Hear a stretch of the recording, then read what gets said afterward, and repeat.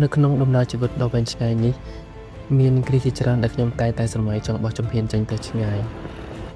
ទៅកាន់ទឹកដីថ្មីប្លែកដែលខ្ញុំមិនដែលស្គាល់និងមិនដែលបានឮពីមុនមកប៉ុន្តែនៅពេលដែលភាពជាក់ស្ដែងនៃជីវភាពរស់នៅប្រចាំថ្ងៃនិងការប្រើប្រាស់ហេតុផលដ៏មមាញឹកបានចូលមកលាយឡំស្រាប់តែមានរឿងមួយយ៉ាងដែលគួរឲ្យខ្លាចបំផុតបានចាប់ផ្ដើមកាត់ឡើងនៅក្នុងជំរឿចិត្តរបស់ខ្ញុំ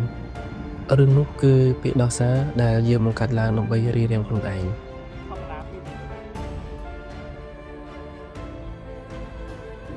ប្រសិនបើពាក្យដោះសារទាំងនេះត្រូវបានបណ្ដោយឲ្យចាក់ឫសក្នុងចិត្តហើយនោះ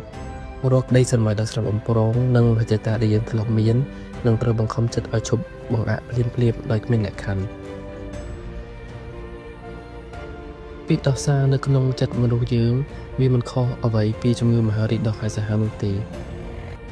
ប៉ុន្តែវាមិនមែនជាជំងឺដែលចូលមកបំផ្លាញកោសិការាងកាយឡើយ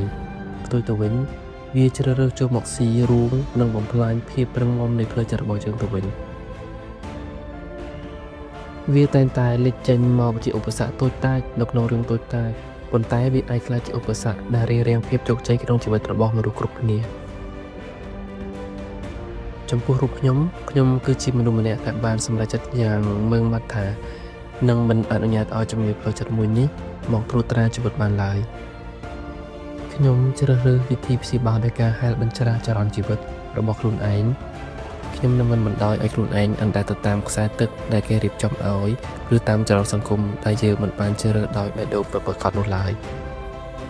ខ្ញុំមិនសុខចិត្តរស់នៅក្នុងភាពសុខស្រួលដែលគ្មានន័យឬរស់នៅដែលគ្មានគោលដៅច្បាស់លាស់សម្រាប់ជីវិតនោះទេហើយអ្វីដែលសំខាន់បំផុតគឺខ្ញុំមិនបណ្ដោយឲ្យពាក្យដោះសារដ៏ទូចជ្រាយមកដណ្ដើមយកអត្តសញ្ញាណនិងភាពជាខ្លួនឯងរបស់ខ្ញុំទៅបានឡើយរាល់ការធ្វើដំណើរទៅទីជិតឆ្ងាយគឺជាឱសថដ៏វិសេសវិសាលបំផុតសម្រាប់ព្យាបាលអាការៈមួយនេះរាល់បទពិសោធន៍ដែលបានជួបប្រទះក្នុងយុទ្ធនាការនៃដំណើរ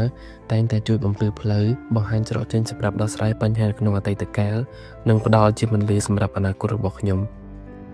ការធ្វើដំណើរបានជួយដោះស្រាយនៅរាល់ចំណងផ្លូវចិត្តដែលធ្លាប់ចងជាប់យ៉ាងណែនឲ្យត្រឡប់មកមានសេរីភាពបើកចំហនិងរឹងមាំសាជាថ្មីម្ដងទៀត